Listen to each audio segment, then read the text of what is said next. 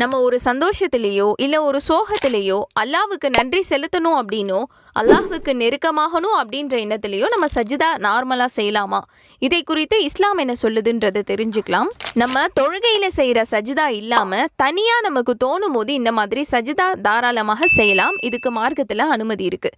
இந்த மாதிரி சஜிதா செய்கிறது குறித்து இறை தூதர் ஸல்லல்லாஹு அலைஹி வஸல்லம் அவங்க என்ன சொல்கிறாங்கன்னா, அல்லாஹ்விற்காக ஒரு அடியான் ஒரு சஜிதா செய்கிறான் என்றால் அல்லாஹ் அந்த அடியானுக்கு ஓர் நன்மையை எழுதுகிறான், ஒரு பாவத்தை அளிக்கிறான், ஒரு அந்தஸ்தை உயர்த்துகிறான். சுபஹானல்லாஹ். எனவே நீங்கள் அதிகமாக சுஜூது செய்யுங்கள்னு சொல்கிறாங்க. மற்றொரு ஹதீஸில், சந்தோஷமான செய்தி எத்தினால் அல்லது நன்மாராயம் ஏற்பட்டால் இறைவனுக்கு நன்றி செலுத்துவதற்காக நபி ஸல்லல்லாஹு அலைஹி வஸல்லம் அவர்கள் சஜிதா செய்வார்கள் அப்படின்னு அபூபக்கர் ரலியல்லாஹு அன்ஹு அவங்க அறிவிக்கிறாங்க. இவ்வளவு சிறப்பு பெற்ற இந்த சஜிதாவை நம்ம அடிக்கடி செய்கிறதுக்கு முயற்சி செய்வோம் இன்ஷா அல்லாஹ்.